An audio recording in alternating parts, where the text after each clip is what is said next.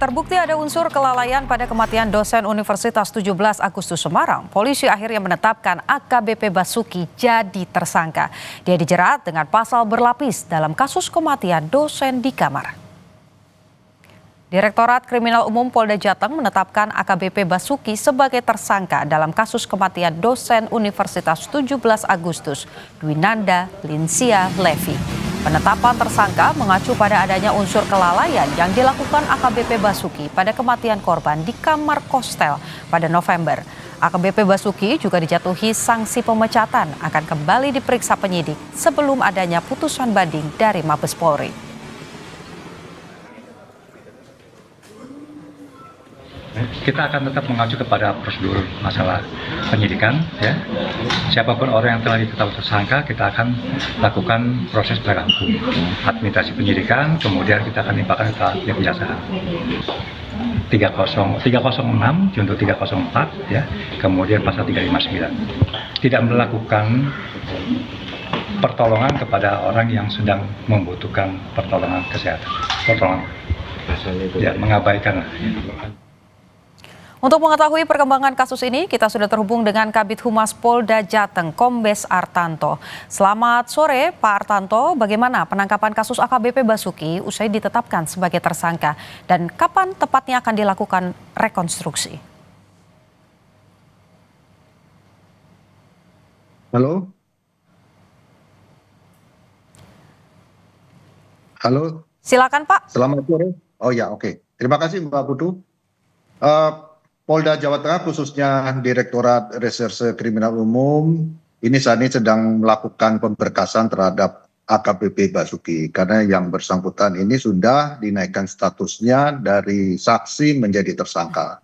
Dan kewajiban penyidik saat ini adalah melakukan pemberkasan dan apabila berkas itu sudah selesai segera dilakukan pengiriman ke jaksa untuk dilakukan penelitian. Dan penyidik sudah meyakini bahwa AKBP ini diduga telah melakukan pelanggaran pasal 359 KUHP dan pasal 306 ayat 2 junto 304 KUHP. Demikian, Mbak. Kalau rekonstruksi rencananya kapan akan digelar, Pak, oleh pihak polisi?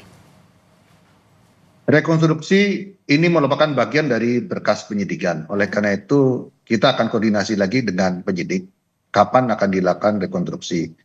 Waktu dan tepatnya. Sekiranya penyidik yang memahami dan kita akan melihat perkembangannya. Kita menunggu juga informasi dari penyidik kapan akan dilakukan. Baik, Pak, kalau kita lihat tadi juga Bapak sempat sampaikan begitu ya pasal-pasal yang kemudian diberikan atau dijatuhkan kepada tersangka. Kalau dilihat pasalnya ini kan berkaitan dengan kelalaian dan tidak menolong orang yang butuh bantuan. Mengapa pasal itu yang kemudian dijatuhkan kepada tersangka? Apakah kemudian ada kemungkinan penambahan pasal yang lain, Pak? Untuk saat ini penyidik masih meyakini dua pasal itu yang dikenakan karena berdasarkan hasil pemeriksaan, penyelidikan maupun penyidikan dan rangkaian kronologis peristiwa dan dikaitkan disusun berdasarkan kronologis maupun lini masa dan bukti-bukti yang ada bahwa diduga AKBP Basuki ini lalai terhadap orang lain yang membutuhkan pertolongan dan oleh karena itu kita kenakan pasal tersebut.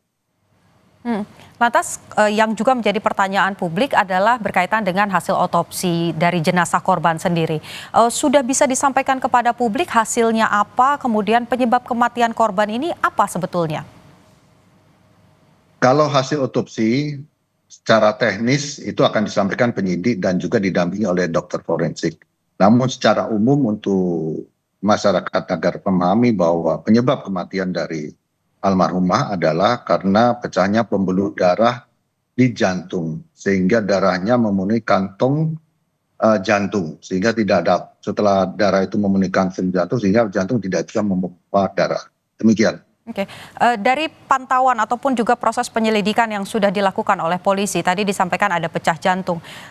Apakah ini memang hanya karena sakit atau ada keterlibatan dari AKBP Basuki, Pak? Memang beberapa hari sebelum kejadian meninggalnya almarhumah, ini AKBP Basuki ini sudah membawa korban ini ke rumah sakit dan berobat. Dan pada malam itu almarhumah ini sebenarnya membutuhkan pertolongan untuk ditolong oleh pihak rumah sakit, namun AKBP ini tidak membawanya ke rumah sakit. Mungkin karena faktor lain atau mungkin karena AKBP sudah capek, akhirnya ketiduran dan sebagainya. Karena lalainya itu yang bersangkutan diduga telah melakukan pelanggaran tindak pidana. Demikian. Baik, sidang etik sudah dilakukan, penetapan tersangka juga sudah dilakukan. Kita tunggu proses selanjutnya. Terima kasih, Kombes Artanto, Kabid Humas Polda Jawa Tengah.